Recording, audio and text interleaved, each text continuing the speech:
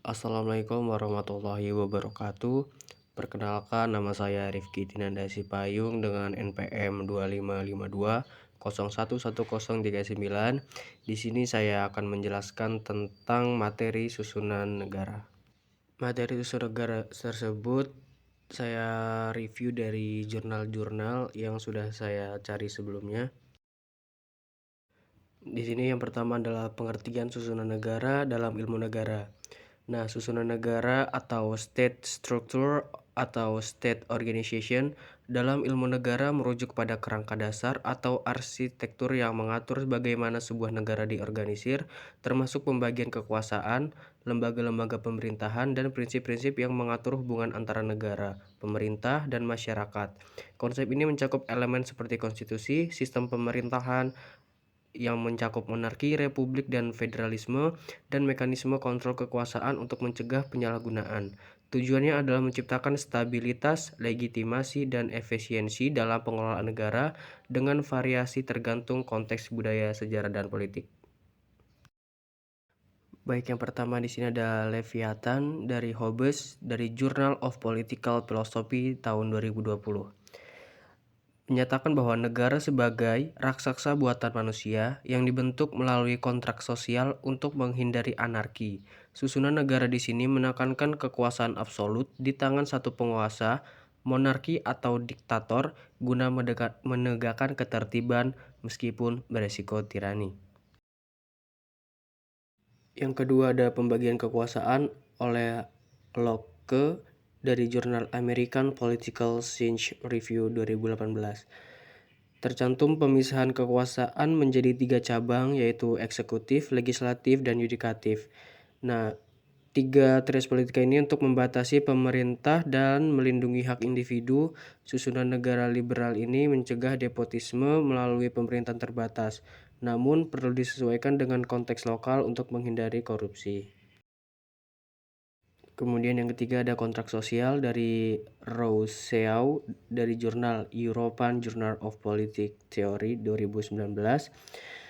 Berisikan perjanjian antara individu dan negara di mana kedaulatan berasal dari kehendak umum atau volonté générale rakyat. Susunan negara ideal adalah republik demokratis dengan partisipasi langsung, seperti melalui referendum untuk memastikan legitimasi, tetapi memerlukan perlindungan minoritas dari tirani mayoritas. Yang selanjutnya ada federalisme oleh Elazar dalam jurnal Publius yang judulnya The Journal of Federalism tahun 2021. Adalah sistem pembagian kekuasaan antara pemerintah pusat dan daerah atau negara bagian atau provinsi.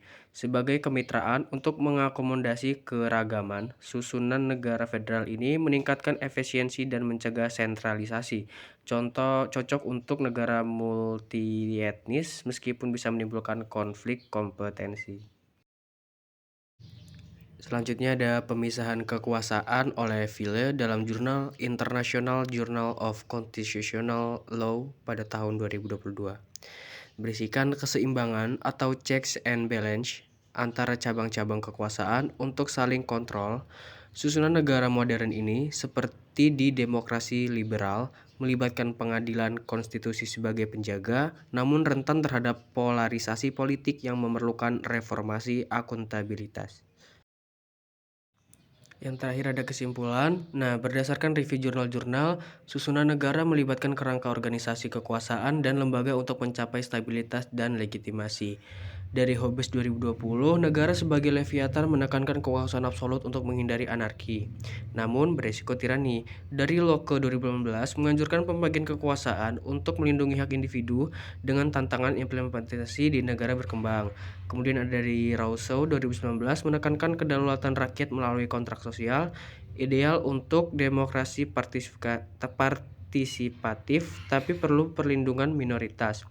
Kemudian dari Elazar 2021 melihat federalisme sebagai pembagian kekuasaan pusat sampai daerah untuk keberagaman dan mencegah desintegrasi. Kemudian ada oleh Ville tahun 2022 fokus pada checks and balance untuk keseimbangan, relevan di demokrasi modern namun rentan polarisasi. Nah, itu tadi kesimpulan dari beberapa jurnal-jurnal yang sudah direview. Dan dalam materi susunan negara, saya Rifki Dinanda Sipayung meminta maaf atas jika ada kesalahan kata atau kesalahan. Saya ucapkan terima kasih dan sampai jumpa.